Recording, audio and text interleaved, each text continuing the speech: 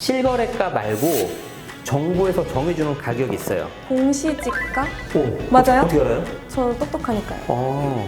10억이면은 공시가격 얼마예요? 7억. 7억. 그렇죠. 하나를 더 곱해줘요. 이 공정시장 가액 비율이라는 게 있어요. 현재는 7억이죠. 곱하기 0.6을 해줘요. 4억 2천이 나와요. 부부 공동 명의를 하면은 양도세가 줄어든 것 같다. 아, 맞아요. 그렇죠? 들어본 적 들어보셨죠? 있어요. 네. 이것도 좀 공동 명의 하면 어떨까라고 했는데 결론은 뭐다? 재산세는 뭐다?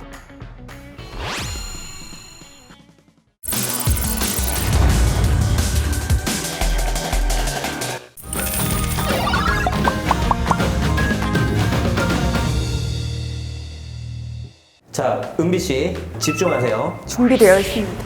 제 의지 보이시죠? 부동산을 사면 처음에 취득세를 내고 네. 그 다음에 이제 보유세라는 걸 내고 그쵸? 그 다음에 이제 양도소득세를 내지 않습니까? 네. 근데 우리 오늘 시간은 여기 보유세란 말이에요. 보유세. 오케이. 이 보유세는 크게 두 가지가 있어요. 저 알아요. 자, 뭐예요? 이게? 선생님 저 알아요. 네네네. 1번. 네. 재산세. 아, 좋아요. 재산세. 그리고 2번. 네네네. 종합부동산세. 네, 그렇죠. 자, 그리고 보유세는 아닌데 우리 이거 다음 시간에 할 거예요. 주택을 가지고 내가 세를 놓는 거. 예를 들어서 우리 막 월세 받고 그런 거 좋아하잖아요. 임대 소득? 소득세. 그렇죠. 오, 예습을 좀 하셨나 봐요. 그럼요. 좋아요. 자, 여기 임대 소득세가 있는데 사실 이건 사업소득이에요. 보유세는 그쵸, 아니에요. 그쵸. 보유세는 아닌데 그래도 이거를 매년 내는 거거든요. 매년 5월 달에 납부를 해야 돼요. 자, 그래서 임대소득세는 워낙 어렵고 그렇기 때문에 제가 다음에 따로 할 거고 오늘은 이 재산세하고 종부세 할 건데, 자, 이 재산세를 7월 달하고 9월 달에 내요, 이렇게. 7월, 9월. 네, 7월 달에는 건물분에 대해서 냅니다. 건물건. 우리가 아파트를 가지고 있으면 밑에 땅이 있잖아요. 그쵸. 밑에 땅에 대해서는 9월 달에 내요. 그래서 예를 들어서 재산세가 토탈 100만 원이 나왔다. 그럼 이 100만 원을 그냥 7월, 9월 나누어서 뭐 50 이런 식으로 내는 거예요. 아, 그렇구나. 물론 금액은 좀 다를 수 있지만. 네. 이게 지나고 나면은요, 종부세를 또 냅니다. 12월 달에 또 종부세를 내요. 무슨 7월, 9월, 12월 계속 돈만 내네요? 아니죠. 5월 달 또 있잖아요. 올,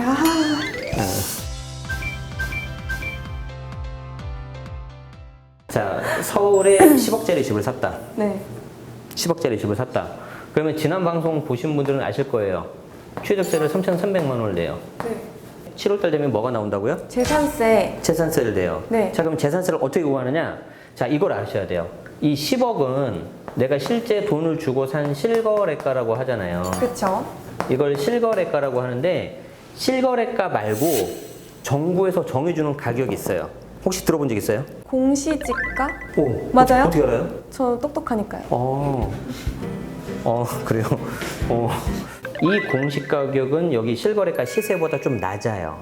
대충 얼마 정도 될까요? 뭐 9억이려나? 요게 이제 한 70% 정도가 돼요. 70%. 그런데 정부는 이걸 계속해서 올려가지고 향후에 90%까지 올릴 계획이에요. 자, 그러면 10억이면은 공시가격 얼마예요? 7억. 7억. 그렇죠. 공시 가격에다가 하나를 더 곱해줘요. 이 공정시장 가액 비율이라는 게 있어요. 좀 말이 어려운데 이거 몰라도 돼요. 정 시장가의 그냥 비율. 이게 몇 퍼센트냐면 60%예요. 자, 그래서 현재는 7억이죠. 곱하기 0.6을 해줘요. 4억 2천이 나와요. 네.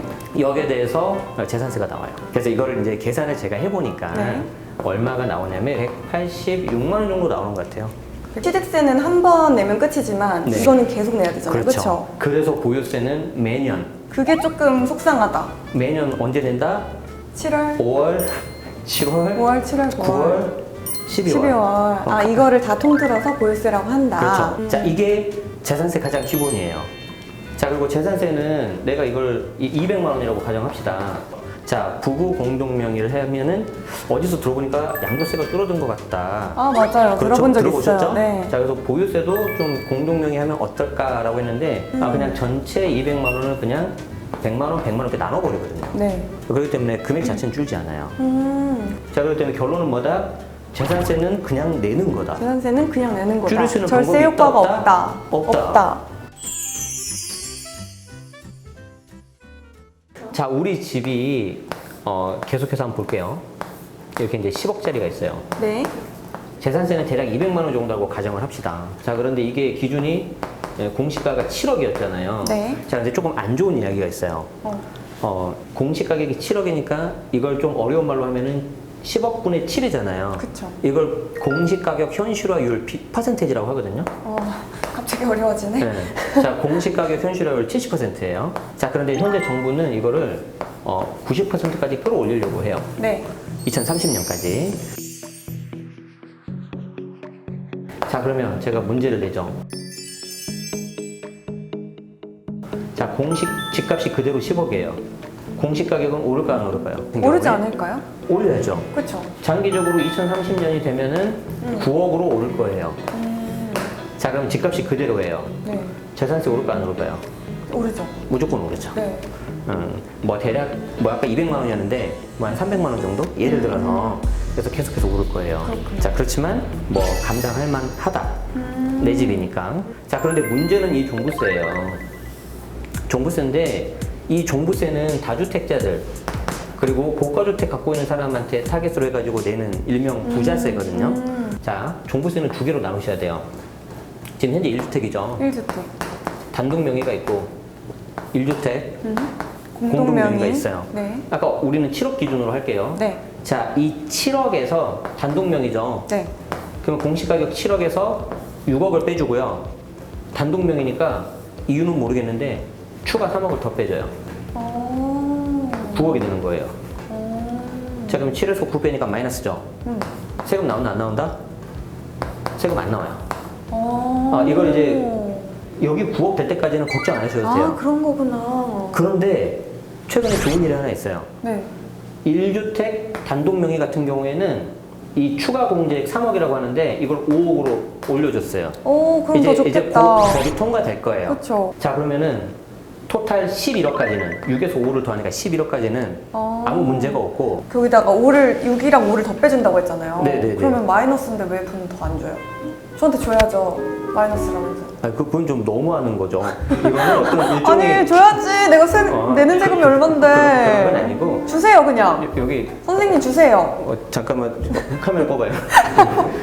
그러시면 안 되고 이게 어떤 일종의 기준점이라는 거예요. 그때까지는 걱정하지 말아라. 임계점 같은 거군요. 그렇죠. 자, 이게 10억에서 15억으로 갈 때까지 몇 년이 걸릴지는 모르겠는데 그때까지는 종부세 신경 쓸 필요 있다 없다? 없다. 없다는 거예요. 아하. 처음에 집을 사자마자 공동명의를 하신 분도 계세요. 그쵸. 부부들 공동명의 많이 하니까. 자, 그러면 남편 50, 아내 50으로 합시다. 자, 종부세는 인별과세라고 해요. 인별과세. 자, 사람 한 명당 어떻게 하는지 계산하겠다는 거예요. 자, 그러면 여기 10억이죠. 네. 50%니까 5억 가지고 있는 거죠. 네. 공시 가격으로 하면은 3.5억 가지고 있는 거죠. 네. 이 한 사람 한 사람에 대해서 이렇게 얼마 빼준다고요? 2분의 1씩 하고. 그렇죠. 6? 얼마 빼준다고? 6을 빼주는 거예요. 오. 자, 그런데 아까 3억, 5억 추가하는 거는 1주택 단독명의일 때만 했잖아요. 네. 공동명의일 때는 추가가 없어요. 아내까지 있으니까 토탈 얼마 되는 거예요? 12억 빠지는 12억. 거예요. 그러니까 현재 공시 가격이 7억이잖아요. 12억까지 되려면 얘가 한 15억 넘을 거예요. 16억, 7억. 자, 걱정할 필요 있다 없다? 없다. 그러니까 걱정 안 된다. 그 기준이 더 높아진다고 더 생각하면 높아지는 거죠. 되겠네요. 예. 자, 그러면은- 그런데 이게 단독명의인 경우에는 아까 3억 추가해서 2억을 더 얹어줘가지고 5억까지 빼서 11억을 빼주잖아요. 네. 공동명의도 뭔가 좀 해줘야 되잖아요. 근데 현재 그건 아직 안 정해졌어요. 자, 보유세 정리를 해보면 현재 지금 10억인데 한 20억으로 오른다 하더라도 한 500만 원 정도 나올 거예요. 그래도 뭐. 그래도 해볼만 하잖아요. 그만큼 집값이 훨씬 많이 올랐으니까. 그게 더 낫죠. 그게 훨씬 나은 훨씬 거죠. 낫죠. 자, 그리고 이 종부세 같은 경우에는 주택수가 많으면 이게 좀 부담이 될 수가 있는데 세율표가 다주택자 같은 경우에는 한 2배 정도가 세율이 올라버려요. 1.2에서 6% 정도. 단 그 2주택이 조정지역인 경우에 1주택 같은 경우에는 딱 반틈이에요. 0.6에서 3.0. 또 하나 그 재산세에 대해서 제가 설명드릴 게 있는데 최근에 뭐가 바뀌었냐면 1세대 1주택 같은 경우 9억 이하라면 재산세를 좀 약간 빼줘요. 세율을 0.05%를 빼주는 거예요. 이게 계산해보면 전국적으로 한 사람당 한 18만 원 정도 인하되는 효과가 있어요. 사실 이거는 세금 자체가 줄어들었다고 보면 안 돼요. 2021년부터 23년까지 3년간만 이 특례 세율 적용해가지고 약간 줄여주는 거예요. 전체 값을. 그렇지만 공시가격이 올라가기 때문에 이게 없어지면 언젠가는 세금 많이 올라가요. 1주택자라도. 이렇게 원리를 알고 접근해야지 절세가 가능하다는 거예요.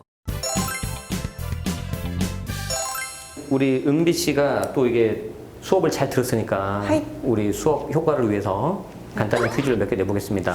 우리 구독자분들도 잘 네. 같이 해주시면 좋겠습니다. 종부세는 보유를 하면 내는 보유세의 종류이기 때문에 공동명의라고 무조건 유리한 건 아니다.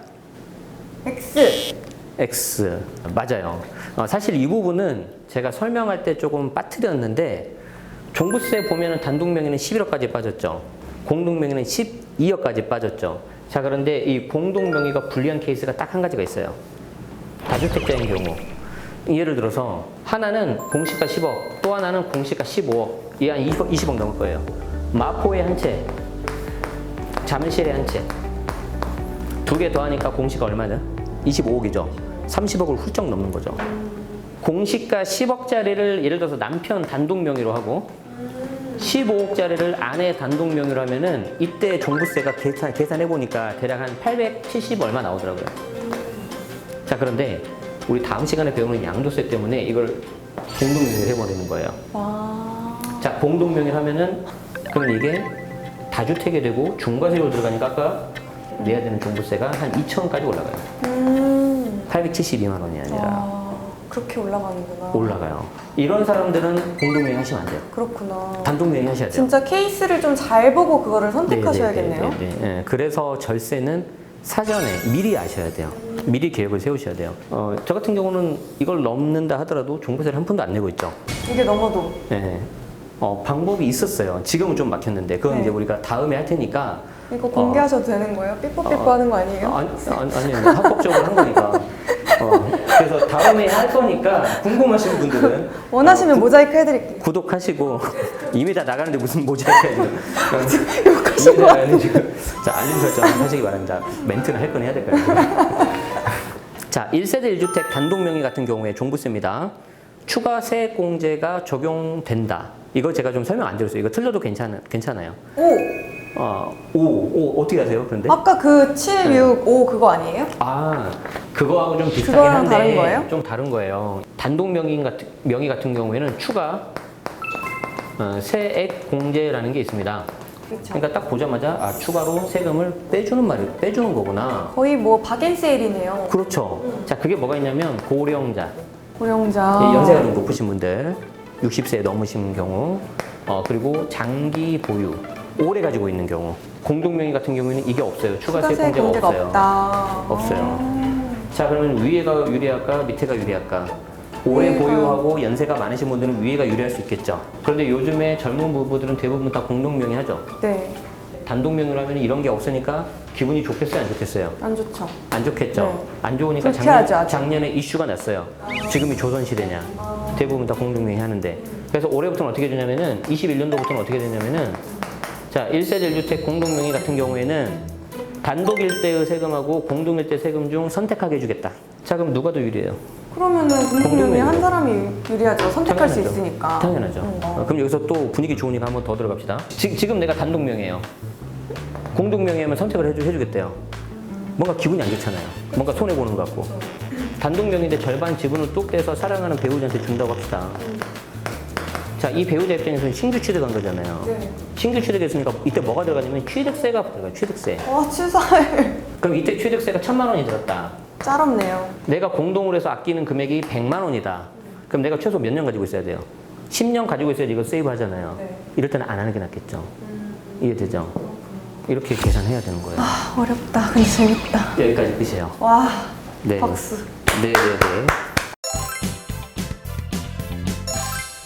자, 오늘 수업 내용 좀 어떠셨어요? 어떤 게 좀 기억에 남으세요? 케이스별로 내가 뭐 고령자인지 장기 보유 중인지 공동명의인지 단독명의인지 그거에 따라서 또 세금이 달라지는 게 너무 신기했어요. 그래서 정말 선생님이 말씀하셨던 것처럼 일단 절세 공부가 선순위가 돼야겠구나 이런 생각이 들었거든요. 네, 다음 시간에는 우리가 산 집이 10억이 예를 들어서 30억이 됐다. 그때 내야 되는 양도세 어떻게 되는지 살펴보도록 하겠습니다. 오늘 함께하신 자이TV 구독자분들께서도 이 방송 보시고 열심히 공부하셔서 또 부자 되시길 바랍니다. 오늘 함께해 주셔서 감사합니다. 고맙습니다.